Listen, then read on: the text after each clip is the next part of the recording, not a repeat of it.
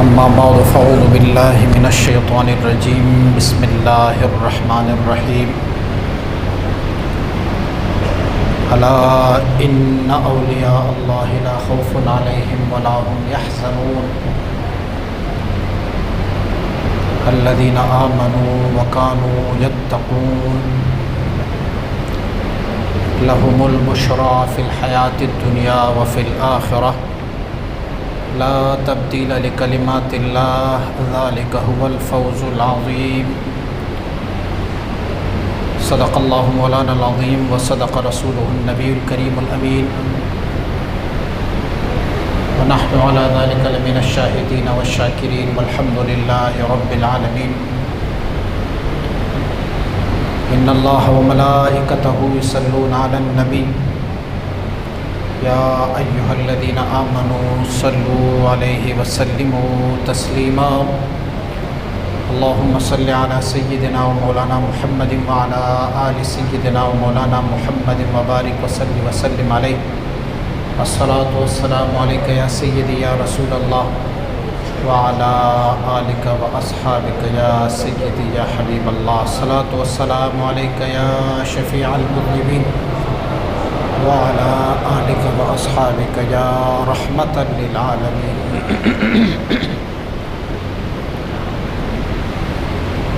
سامعین احتشام،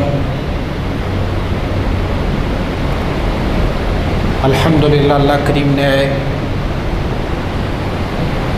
ایک بار پھر ہمیں یہ سعادت نصیب فرمائی کہ ہم یہاں مل بیٹھ کے محبوب سبحانی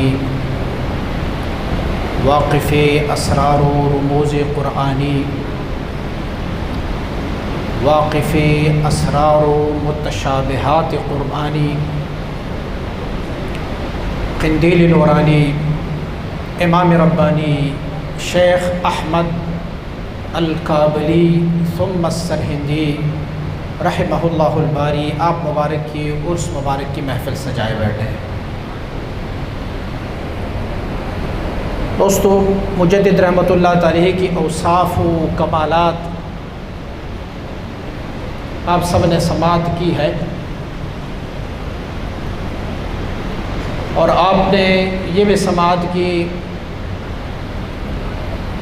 کہ سیدی و مولائی و مرشدی و والدی حضرت مبارک صاحب علیہ الرحمہ آپ مبارک کے ذات گرامی نے جس طریقے کا تعارف ہمیں مجدد الفسانی کی کرائی ہے، شاید ہی صدیوں میں کوئی کرا سکے اس کو۔ آپ کا اٹھنا بیٹھنا، آپ کا اڑنا بچوڑنا، قرآن عظیم الشان اور احادیث طیبہ کے بعد اگر کسی بھی کتاب کو پسند فرماتے تو وہ مکتوبات امام ربانی مجدد الفسانی رحمہ اللہ الباری، اور مجھ فقیر کو اللہ کریم نے یہ سعادت دی کہ میں نے پہلے حضور مبارک صاحب علیہ الرحمہ سے مکتوبات شریف پڑھا، آپ نے مجھے پڑھایا، اور اس کے بعد خود اپنی مسند کے ساتھ مجھے بٹاتے اور پھر مجھ سے لوگوں کو سناتے رہے آپ مکتوبات شریف۔ وہ رموز و اشارات و وہ متشابہات قرآنی کی تشریح جو مجدد الفسانی رحمہ اللہ الباری نے فرمائی ہے، اولیاء امت میں جن لوگوں نے جن کلام میں سکوت فرمایا تھا اور محض اشارے سے ہمیں وہ چیزیں بتائی تھی، مجدد الفسانی رحمۃ اللہ تعالی نے اپنی خداداد صلاحیتوں سے ان مجمل چیزوں کو مفصل اور تفصیلی بیان فرمائی ہے، اور اپنے مکتوبات شریف میں جگہ جگہ ارشاد فرماتے ہیں میرے رب نے مجھے کیسے بنایا ہے،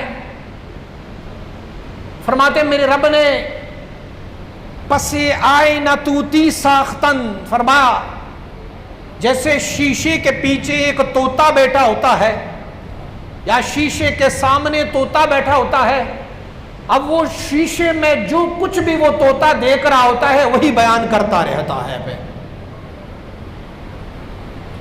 اور اولیاء امت اس بات پر متفق ہے کہ مجدد الفسانی رحمۃ اللہ تعالی نے جو علوم و معارف بیان فرمائے ہیں وہ علوم و معارف مقتبس ہے انوار و تجلیات الہی سے، اور اللہ کریم نے مجدد الفسانی رحمۃ اللہ تعالی کو وہ مقام و مرتبہ عنایت فرمایا ہے کہ جیسے انبیاء اولو العزم کو جو مرتبہ اور مراقب اللہ کریم میں عطا فرمایا کرتے ہوتے تھے، اولیاء امت میں اللہ کریم نے نبیوں کے بعد صحابہ کرام رضوان اللہ علیہ مجمعین کے بعد مجدد الفسانی رحمہ اللہ الباری کو عنایت فرمائی ہے.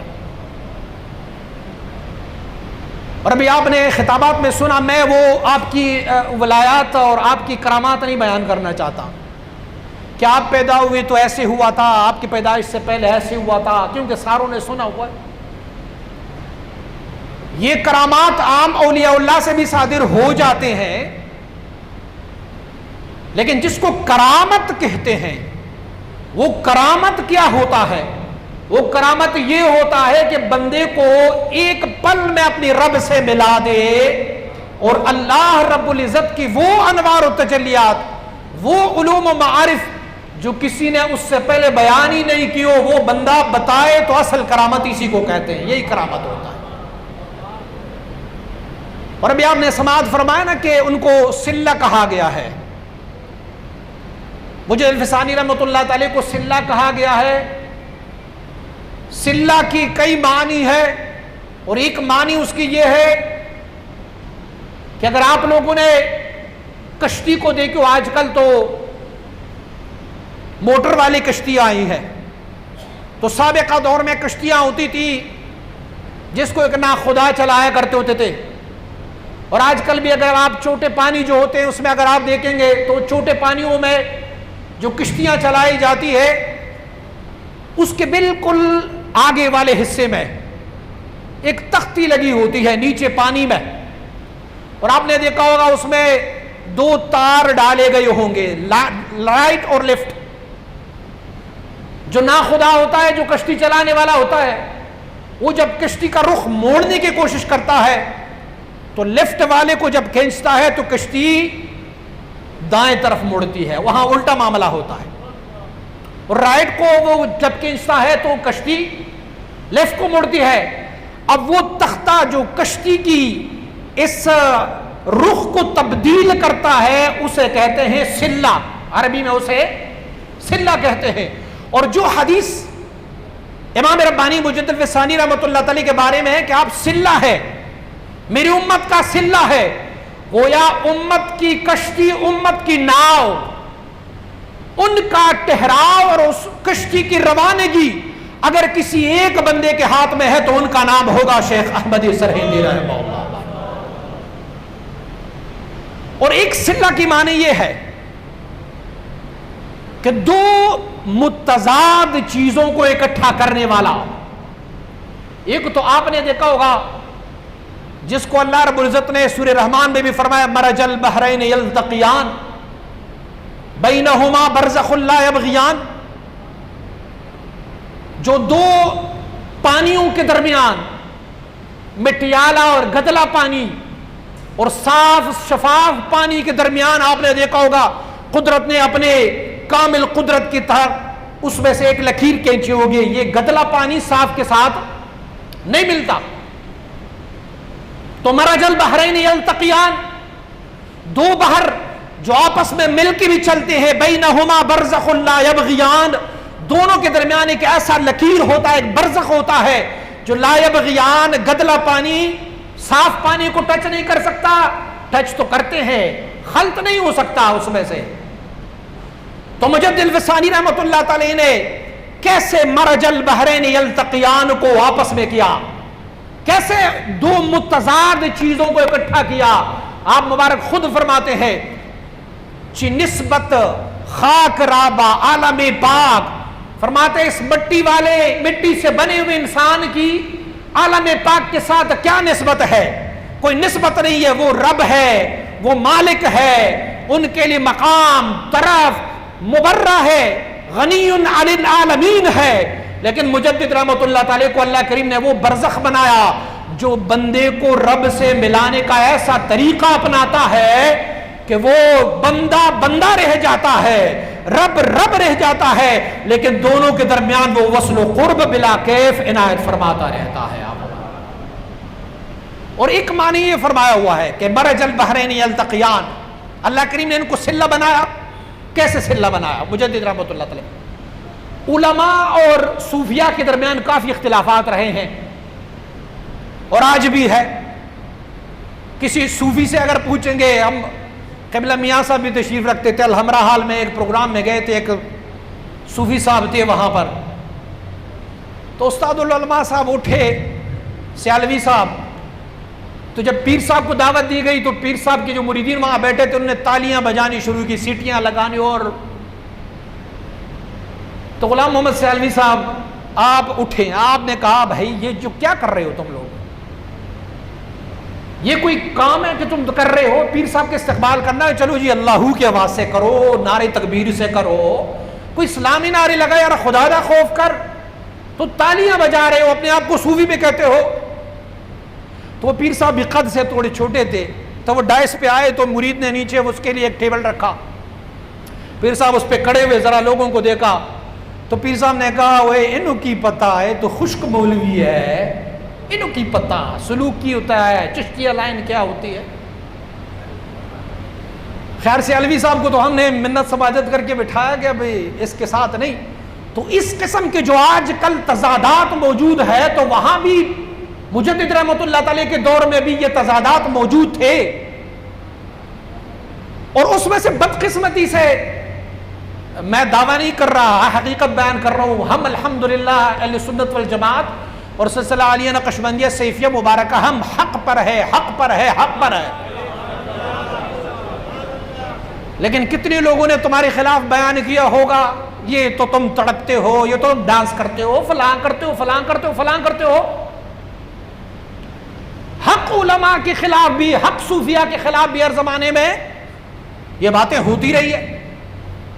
اور مجدد رحمۃ اللہ تعالی کے زمانے میں تو کام یہ ہوا تھا کہ وہاں یہ کہا گیا تھا کہ طریقت الگ چیز ہے اور علم اور علماء الگ ہے، صوفیاء الگ ہے اور علماء الگ ہے. اور صوفیاء میں بھی ایسے صوفیاء تھے جو اپنی صوفیاؤں میں سے کسی ایک صوفی پر اعتراض کیا کرتے ہوتے تھے، گویا افراتفری کا عالم تھا. میں وہ دنیاوی افراتفری کی طرف نہیں جا رہا کہ اکبر بادشاہ نے یہ کیا اور فلان نے یہ کیا، میں جو تمہیں مجدد کی تجدید بیان کرتا ہوں. تو یہ اختلاف موجود تھا. مثلا ایک اختلاف یہ موجود تھا صوفیاء کے درمیان کہ صوفیاء کہتے تھے کہ یہ جو ہمارا سربراہ گزرا ہے منصور حلاج رحمہ اللہ الباری، یار منصور حلاج نے کیا کہا تھا؟ منصور حلاج نے کہا تھا کہ ان الحق. بایزید بستامی نے کیا کہا تھا؟ اللہ فی جیبی، اللہ میرے جیب میں ہے. اور بایزید بستامی نے کیا کہا تھا؟ لوائی فوق لواء محمد، میرا جھنڈا تو محمد کی جھنڈے سے بھی اونچا ہے. واہ! پھر تو علماء کو بھی ٹائم مل گیا اور صوفیاء کو بھی ٹائم مل گیا. تو اختلاف در اختلاف اور تضادات در تضادات وہاں پر موجود تھے اس وقت. صوفیاء کا الگ گرو، علماء کی الگ گرو. حالانکہ علم لدنی، علم تصوف اور علم ظاہر، یا جو ہمارے درس نظام پڑھی جانے والی کتابیں ہوتی ہیں ان میں بھی سارا علم و عرفان و تصوف و سلوک وہیں سے اخذ کیا گیا ہے.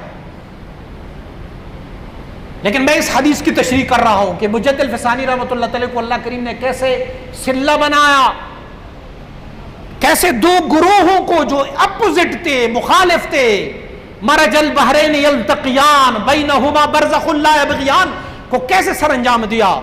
مجدد رحمۃ اللہ تعالی فرماتے ہیں منصور حلاج کے زمانے میں ہوتا نا تو کسی کا مائی کا لال بھی منصور حلاج کو سوڑی نہیں چڑھا سکتے تھے، کیونکہ میں ان کی قول کی آپ کو تشریح کرتا. میں تمہیں بتاتا کہ منصور کچھ کہہ رہا ہے اس کا مطلب یہ نہیں ہے کہ میں خدا ہوں. بھائی وہ تو خدا کا بندہ تھا, وہ تو راتوں کو اٹھ اٹھ کے اللہ کی بارگاہ میں سجدے لگایا کرتے ہوتے تھے, وہ تو تسبیح کرتے ہوتے تھے, تحلیل کرتے ہوتے تھے.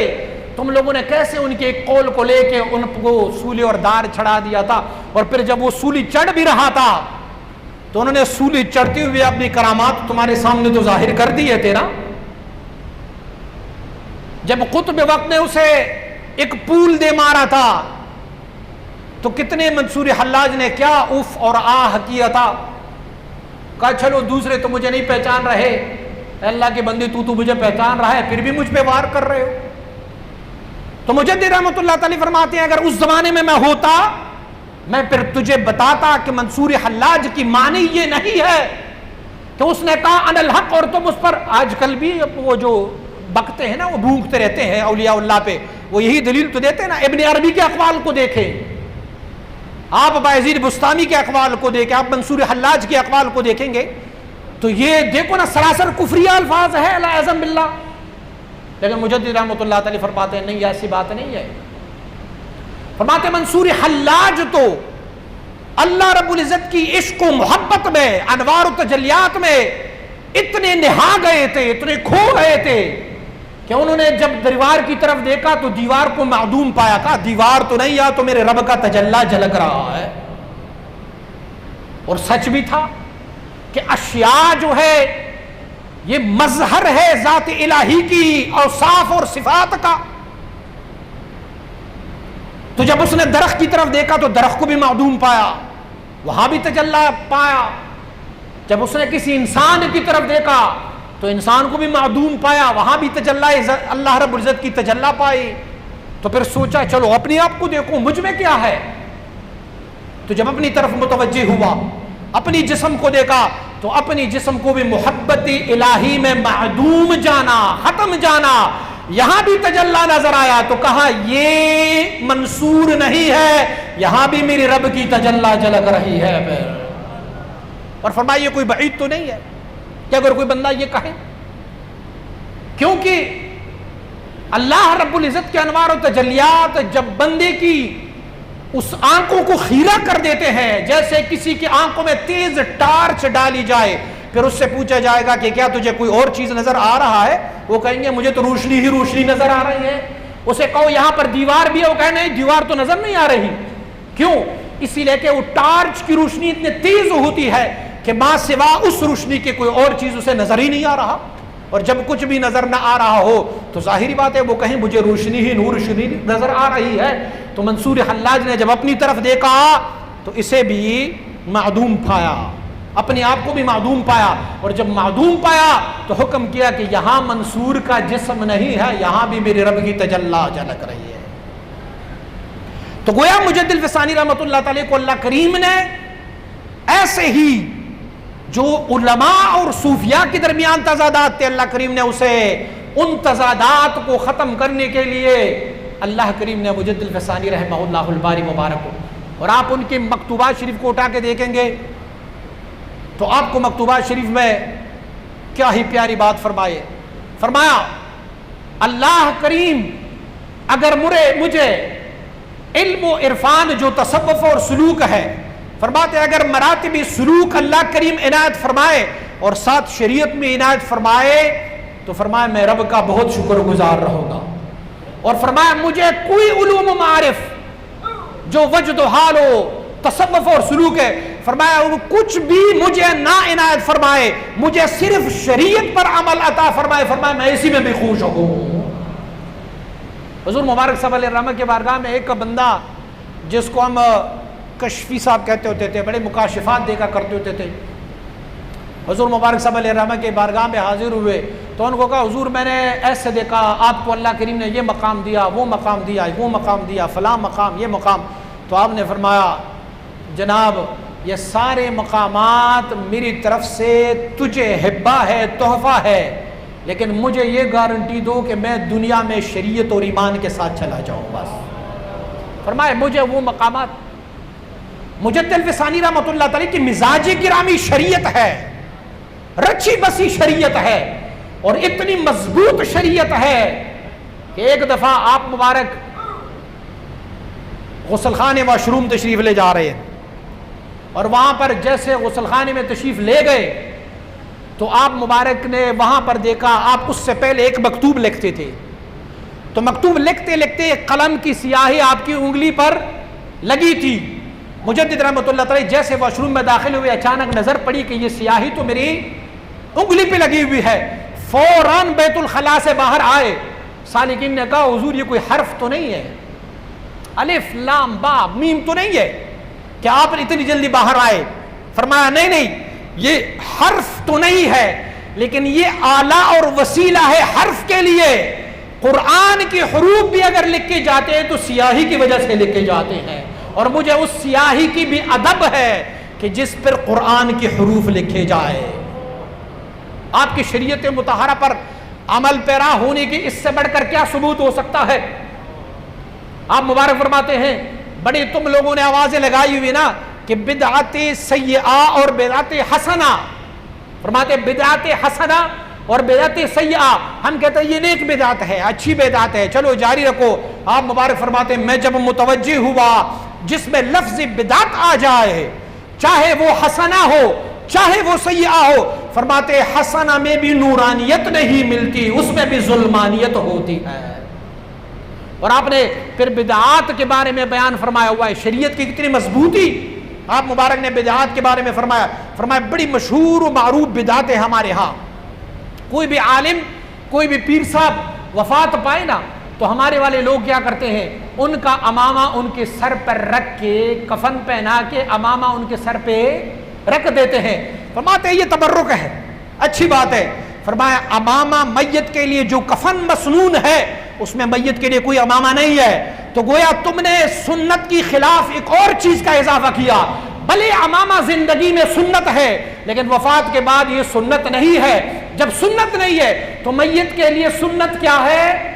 کفن، اس میں چادر ہے، اس میں سے ان کا لفافہ ہے، جو تین کفن کے تین کپڑے ہیں اس کا سوا کوئی اور سنت نہیں ہے میت کے لیے۔ لیکن آپ نے تبرکاً ان کے سر پر امامہ لگا تو یہ بھی بدعت میں ہی شامل ہے کہ یہ نے تو قرون اولیٰ میں نہیں ہوا۔ حضور نبی اکرم صلی اللہ علیہ وسلم بارک کو بھی آپ کی رحلت کے بعد امامہ نہیں پہنایا گیا تھا، صحابہ کرام رضوان اللہ علیہم اجمعین کو بھی نہیں، تابعین کو بھی نہیں، تبع تابعین کو بھی نہیں۔ یہ تو ہم نے کہا کہ امامہ سنت ہے تو چلو وفات کے بعد بھی ان کو سنت۔ میری امام کا مزاج یہ ہے کہ اگر شریعت مطہرہ کے خلاف کوئی بھی بات دیکھ لیتے تو کیا فرماتے؟ آپ فرماتے میری رگی فاروقی جوش میں آیا ہے۔ کوئی شریعت کے خلاف کوئی کام دیکھتا نا تو فرمایا کرتے ہوتے تھے میری رگی فاروقی پھڑک اٹھی ہے۔ جو سیدنا عمر فاروق رضی اللہ تعالیٰ عنہ کے اولاد میں سے تھے تو آپ فرمایا کرتے تھے میرا رگی فاروقی پھڑک اٹھی ہے کیونکہ میں نے اپنی مصطفیٰ کریم کی شریعت کے خلاف یہ کام نہیں کی ہے۔ اسی لیے مجدد رحمۃ اللہ تعالی کی تعلیمات یہ ہے کہ شریعت مطہرہ پر عمل پیرا ہو جائے۔ مجدد الفسانی رحمۃ اللہ تعالی کی آپ مبارک کی آپ دیکھ کے ہمیں انہوں نے طریقت و تصوف کے جو رموز و اشارات سکھائے ہیں، جو اللہ رب العزت کی معرفت الہی ہمیں سکھائی ہے، اللہ رب العزت سے، اللہ کی بندوں کے وسیلے سے اللہ رب العزت سے جو لینے کا گر سکھایا ہوا ہے، اسی گر پر آج بھی کوئی چلے تو پھر بھی اللہ کریم۔ اور میں اکثر و بیشتر جب مجدد رحمۃ اللہ تعالی کا تذکرہ ہوتا ہے میں اپنے ساتھیوں کو کہتا ہوں، ایک نقشبندی درگاہ میں گیا تھا، بڑا مشہور و معروف ہے، نام میں نہیں لوں گا، بڑی مشہور و معروف درگاہ میں گیا تھا۔ میں وہاں گیا تو پیر صاحب سے ملاقات ہوئی، میں نے ان سے پوچھا مجدد رحمۃ اللہ تعالی، ہاں میں مجدد رحمۃ اللہ تعالی کہ ہم مرید ہے۔ میں نے ان سے کہا مجدد رحمۃ اللہ تعالی نے جو سبق آپ دے رہے ہیں مجدد تو یہ سبق نہیں دے رہے تھے۔ تو مجھے کہنے لگے آپ کو کیا ثبوت ہے کہ مجدد کون سے سبق دیا کرتے ہوتے تھے؟ میں نے کہا مجدد رحمۃ اللہ تعالی کی کتاب ہے مکتوبات شریف، تمہارے پاس ہے تو لے کے آؤ، میں تمہیں دکھاؤں کہ مجدد کیا ہمیں سکھاتے ہیں۔ تو کہنے لگے میرے پاس تو مکتوبات شریف ہے ہی نہیں۔ میں نے اسے کہا ہمارے حضور مبارک صاحب علیہ رحمہ فرمایا کرتے ہوتے تھے جو اپنے آپ کو نقش بندی مجددی کہے اور اس کے پاس مکتوبات نہ ہو تو یہ نقش بندیت کا جھوٹا دعویٰ ہے، یہ جھوٹا دعویٰ ہے کہ وہ کہے کہ میرے پاس مکتوبات امام ربانی مجدد الفسانی رحمۃ اللہ تعالی نہیں ہے، تو یہ جھوٹا دعویٰ ہے، یہ جھوٹا دعویٰ ہے۔ تو آپ لوگ مجدد رحمۃ اللہ تعالی کے مکاتیب شریف کو پڑھا کریں۔ مجدد رحمۃ اللہ تعالی کے مکاتیب شریف وہ انمول خزانہ ہے کہ اگر کسی بندے کے سمجھ میں آ جائے نا تو اس میں علوم ظاہریہ اور علوم باطنیہ دونوں کا حسین امتزاج ہے. وہ مکتوبات شریف اپنے پاس رکھا کریں. اور اگر بہت مشکل ہو رہا ہو تو ہم نے آپ کی مشکل کو آسان کرنے کے لیے اپنے ہی یوٹیوب چینل بنائے ہوئے، تم لوگوں کے لیے ہی بنایا ہوا ہے. اس یوٹیوب چینل پہ میں تمہیں ایک ایک مکتوب کی تشریح اور ایک ایک مکتوب آپ کو پڑھ کے الحمدللہ اب تک ہم 150 سے زیادہ مکاتیب اس میں پڑھ چکے ہیں. علوم و معارف کو یوٹیوب میں آپ سرچ کریں گے، اس میں آپ کو مکاتیب شریف انشاءاللہ العزیز ملتے رہے گی. ڈرائیو کرتے رہیں، کام کریں، روزگار کریں، ہینڈ فری کانوں میں لگائیں اور مکتوب شریف سنتے رہے گا تو مزہ ہی مزہ آتا رہے گا. اللہ کریم آپ سب کو جزائے خیر عطا فرمائے. جیسے کہ آپ لوگوں نے اعلان بھی سماعت فرمائی ہے کہ انشاءاللہ العزیز یہاں پر مرکزی آستان عالیہ نقشبندیہ سیفیہ فقیر آباد شریف میں جشن عید میلاد النبی صلی اللہ علیہ وآلہ وسلم بارک کی محفل پاک انشاءاللہ العزیز 17 تاریخ بروز اتوار بعد از نماز مغرب انشاءاللہ العزیز اس آستان عالیہ مبارکہ میں انشاءاللہ العزیز منعقد پذیر ہوگی. آپ بھی اور آپ کے عزیز و اقارب، آپ کے دوست، دوسرے ساتھیوں کو بھی اطلاع پہنچائیں. آپ سب نے اس میں شرکت کرنی ہے اور حضور کی نام کا چرچا بلند کرنا ہے انشاءاللہ.